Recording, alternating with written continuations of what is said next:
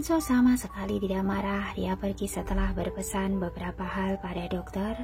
Dia juga meninggalkan Jasper di sini dan memberitahu bahwa dia baru bisa pergi setelah Jeff kembali. Jasper ingin pergi mencari dokter. Dia berpesan pada Wiso dan Sony sebelum pergi. Harus jaga Nona Dewi dengan baik. Jangan sampai ada masalah apapun. Kalau tidak, aku akan menghabisi kalian.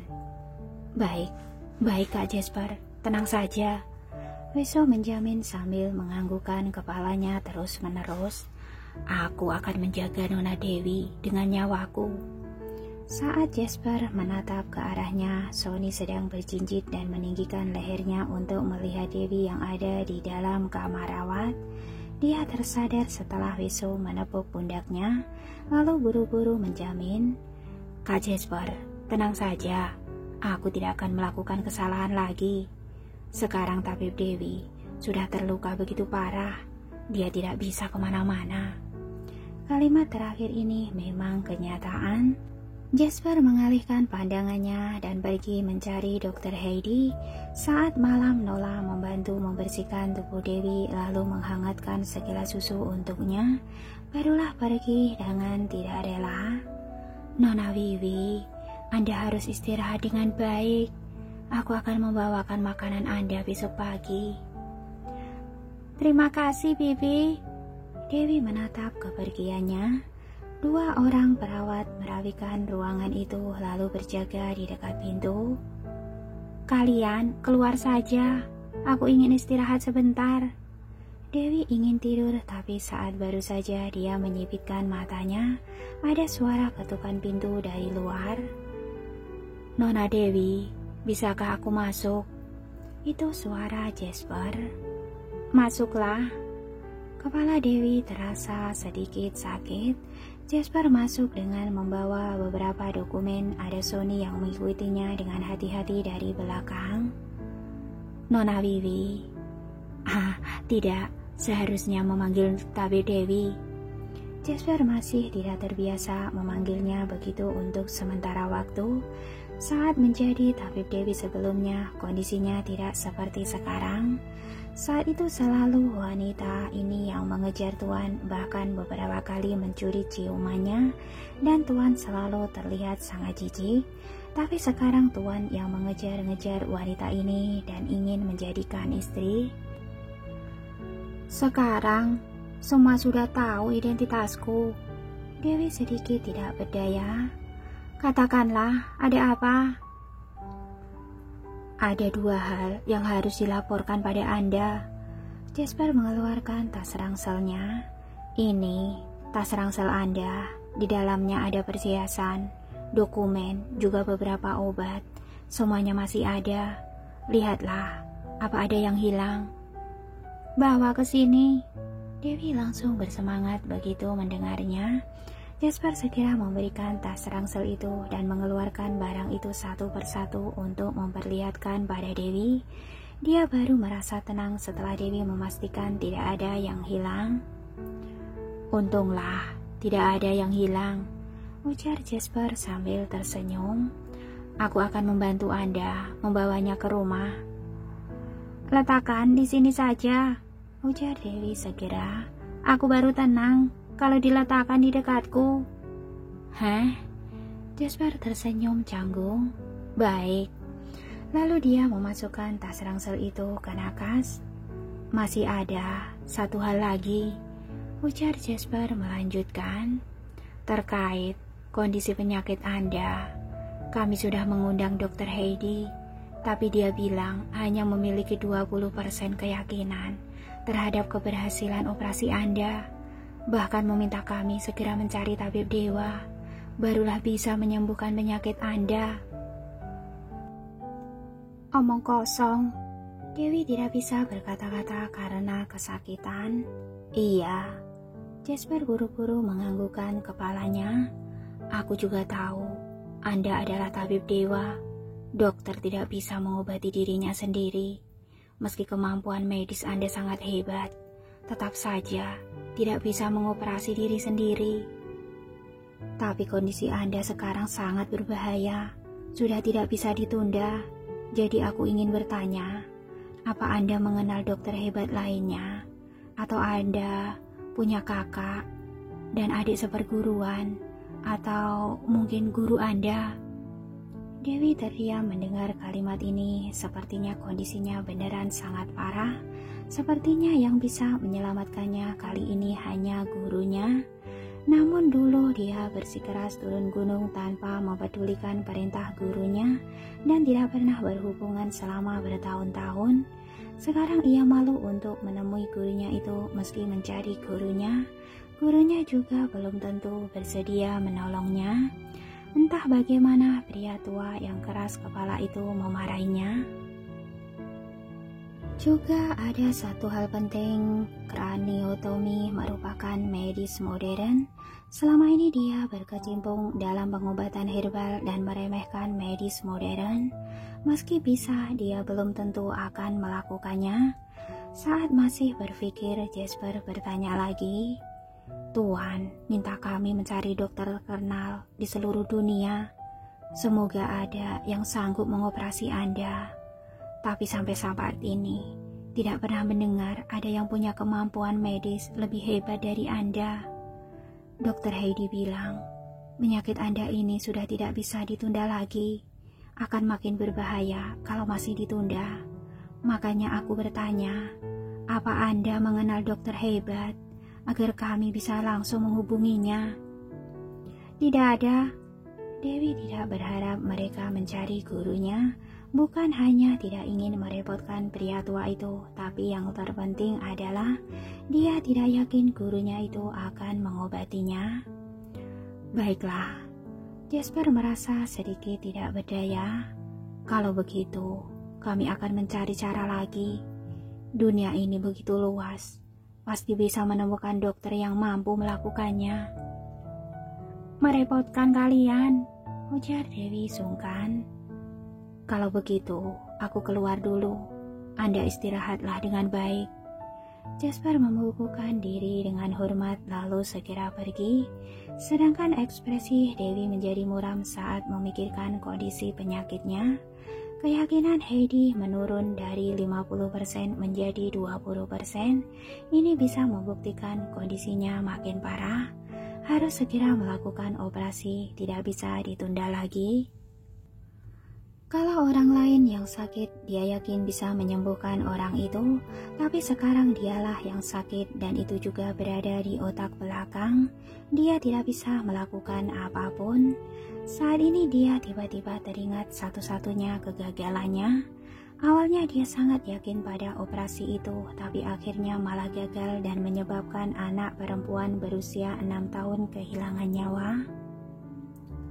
Hal itu selalu menjadi trauma bagi Dewi. Sekarang masalah yang dialaminya ini tampak sebagai hukuman Tuhan untuknya.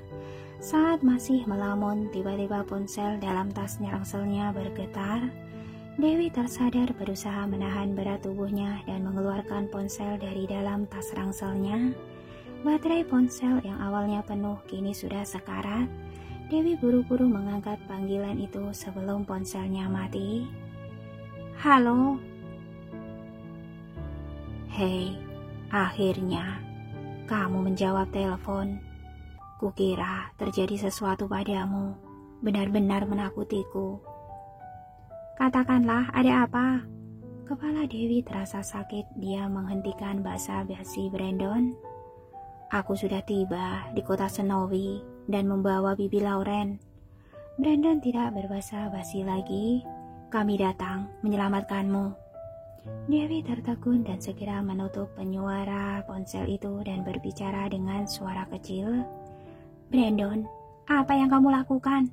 Kenapa kamu membawa Bibi Lauren ke kota Snowy? Berikan ponselnya padaku. Terdengar suara familiar dari ujung telepon itu. Dewi, kamu menganggap Bibi sebagai orang luar ya? Kenapa tidak memberitahuku ada masalah ini? Bukan begitu. Kalau bukan Brandon memberitahuku tentang masalahmu, aku masih tidak tahu apapun sampai sekarang. Bibi Lauren sangat marah. Saat kecil, aku sudah memberitahumu. Bagaimanapun hebatnya kemampuan seseorang, tetap saja ada batasnya. Saat dibutuhkan, tetap saja membutuhkan dukungan keluarga dan kerabat. Iya. Sangat jarang Dewi patuh di hadapan seseorang. Tapi, Bibi Lauren, aku bisa menyelesaikan masalah ini sendiri. Lebih baik Anda. Kalau kamu bisa menyelesaikannya, pasti tidak akan ditunda sampai sekarang. Bibi Lauren menjadi kesal. Aku sudah mendengarnya. Lorenzo, pria kejam berhati dingin itu, tidak mudah diatasi. Tapi tidak apa. Selama bisa menyelinap masuk, Bibi pasti bisa melepaskanmu dari cengkeramannya. Sekarang beritahu padaku, kamu ada di mana? Tanya Bibi Lauren. Aku di rumah sakit. Dewi tetap tidak ingin melibatkannya.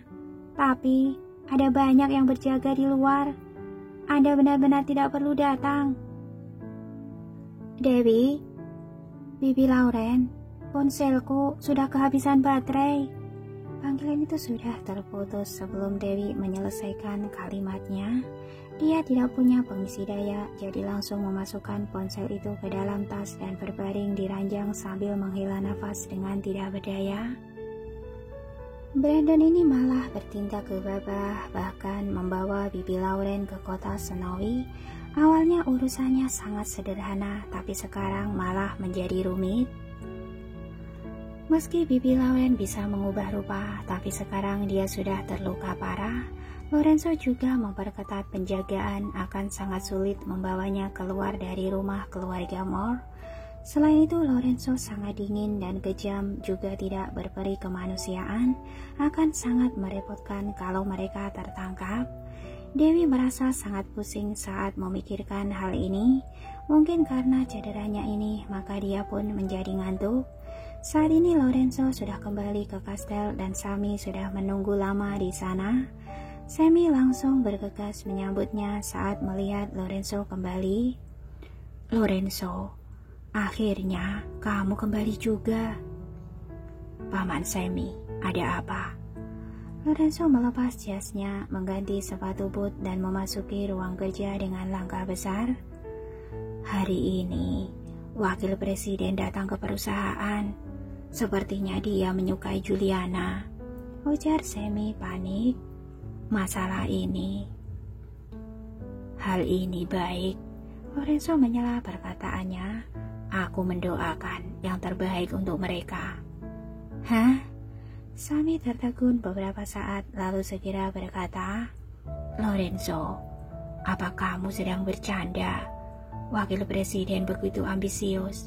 Dia terus mengincar aset grup Moore kita. Kalau dia menikahi Juliana dan bekerja sama dengan 3 keluarga besar lainnya, cepat atau lambat, keluarga Moore kita akan diasingkan dan mungkin saja kelak kita akan dihabisi. Lorenzo terdiam begitu mendengar kalimat ini. Meski memiliki ketegasan dan kemampuan yang hebat, dia tidak terlalu ahli dalam intrik dan pernikahan untuk memperkuat keluarga masing-masing seperti ini. Dia tahu wakil presiden itu orang yang seperti apa, tapi dia tidak pernah menggubris orang itu. Bagaimanapun selama ini mereka tidak pernah berselisih secara langsung. Hari ini wakil presiden datang untuk melakukan investigasi. Seharusnya dia yang menyambutnya, tapi dia melupakannya karena masalah Dewi. Meski sedikit tidak sopan, untung saja ada 3 keluarga besar lainnya yang memimpin rapat, jadi masih tidak terlalu bermasalah. Hanya saja bisa muncul sebuah hal tidak terduga dalam rapat yang begitu singkat itu. Wakil presiden menyukai Juliana. Perkataan Sammy tidak salah kalau wakil presiden menikah dengan Juliana, dan ketika keluarga besar berdiri di sisi mereka, maka keluarga Moore akan diasingkan. Awalnya ketiga keluarga besar itu memang tidak terima Lorenzo yang masih begitu muda memimpin perusahaan dan selalu berusaha mengucilkannya, tapi mereka tidak bisa mengalahkan Lorenzo. Namun kalau wakil presiden menjadi sandaran mereka, semuanya akan berbeda. Poin pentingnya adalah usia presiden sudah lanjut. Sangat mungkin wakil presiden ini yang akan menggantikannya. Kalau saat itu tiba, kondisinya sudah tidak bisa diubah lagi. Sammy menasihati dengan panik. Lorenzo, aku tahu kamu angkuh dan tidak suka dijodohkan. Kamu memiliki pendirian dan pendapatmu sendiri. Juga punya gadis yang disukai. Semua ini bukan masalah. Namun masalahnya adalah kamu memikul takdir keluarga Moore di pundakmu. Kamu menggenggam masa depan grup Moore di tanganmu. Kamu tidak bisa bertindak emosional seperti ini. Apa yang ingin kamu katakan? Lorenzo menatapnya sambil mengenyitkan alis. Langsung katakan saja. Baik, kalau begitu, aku akan langsung berterus terang, ujar Sammy serius. Lorenzo, pada saat ini, kita tidak bisa membiarkan Juliana menikah dengan wakil presiden. Begitu mereka menikah, maka keluarga Moore beneran akan habis. Juliana menyukaimu. Semua orang mengetahui hal ini. Asalkan kamu bergerak, Juliana pasti akan bersedia memilihmu. Bergerak? Bergerak apa? Lorenzo memotong perkataannya. Tentu saja, menikahi Juliana, ujar Sammy segera. Kalau kamu tidak menikahinya, maka wakil presiden yang akan menikahinya.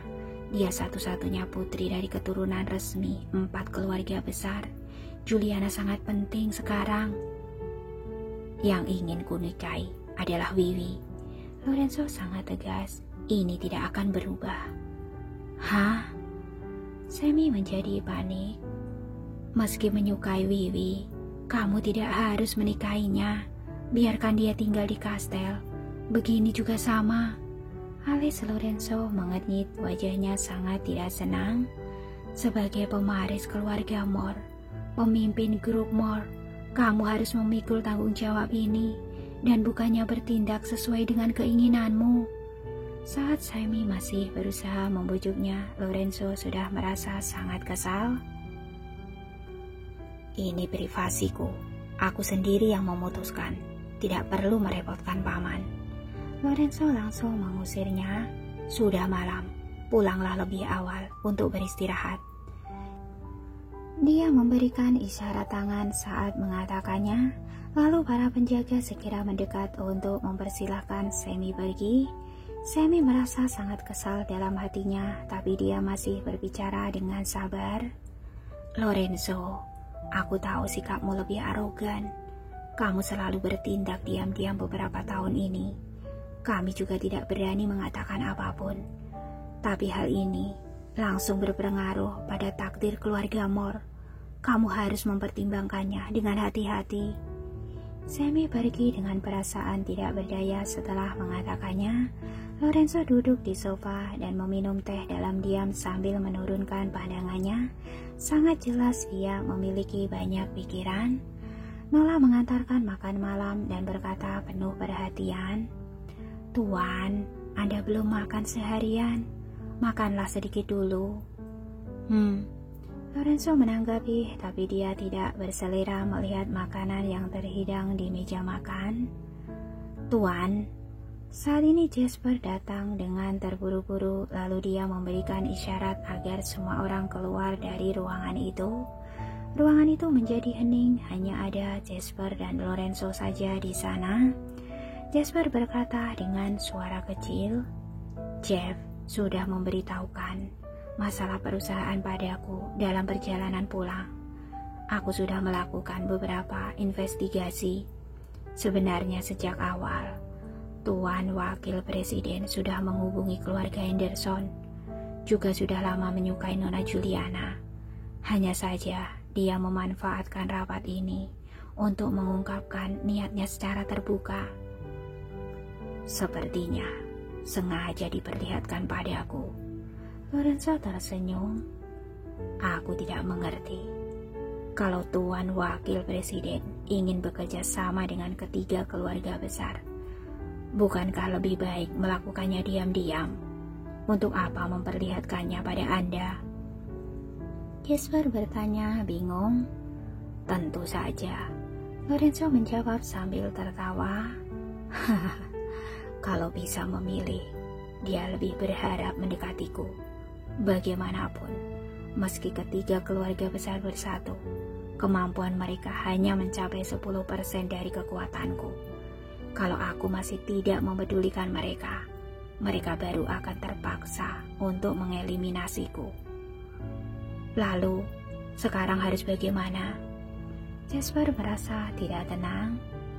Seharusnya, kedatangan Semi mencari Anda karena berharap Anda melakukan pernikahan dengan keluarga Henderson, kan? Dengan begini setidaknya, ketika keluarga besar masih berada di pihak kita, grup Moore tidak akan hancur. Kalau Tuan Wakil Presiden sampai menguasainya, maka grup Moore tidak lagi berwarga Moore. Anda juga akan kehilangan posisi. Sekarang, dia berada di posisi yang sama dengan kita.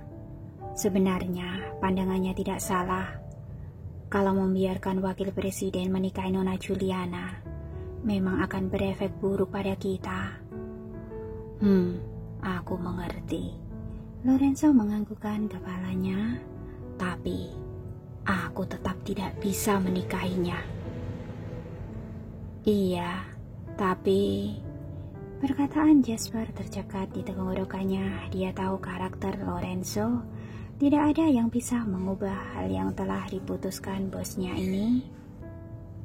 Benar-benar tidak baik kalau harus mengorbankan perasaan dan harga diri demi kekuasaan dan posisi.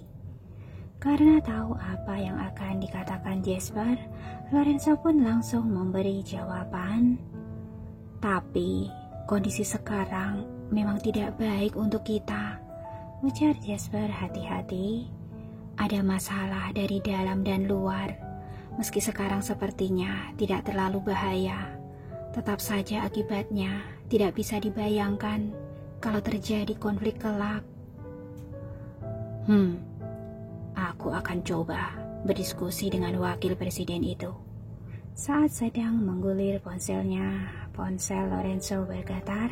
Itu panggilan dari Juliana. Dia sedikit terkejut tapi langsung menjawabnya. Juliana. Tuan, ini aku. Suara lembut dan merdu Juliana terdengar dari ujung telepon itu. Bisakah kita bertemu? Mobilku sudah ada di luar kastelmu. Aku akan menyuruh mereka membiarkanmu masuk. Lorenzo memberi isyarat mata pada Jasper. Jasper segera memerintah anak buahnya lalu berkata pada Lorenzo, Tuan, bagaimana kalau aku menjemputnya? Tidak perlu. Jawab Lorenzo datar. Baiklah. Jasper tidak berbicara lagi, tapi merasa tidak berdaya dalam hatinya. Juliana adalah sosok penting sekarang. Kalau bosnya tidak mau bersabar sedikit saja, kelak bagaimana menghadapi intrik dalam perebutan kekuasaan?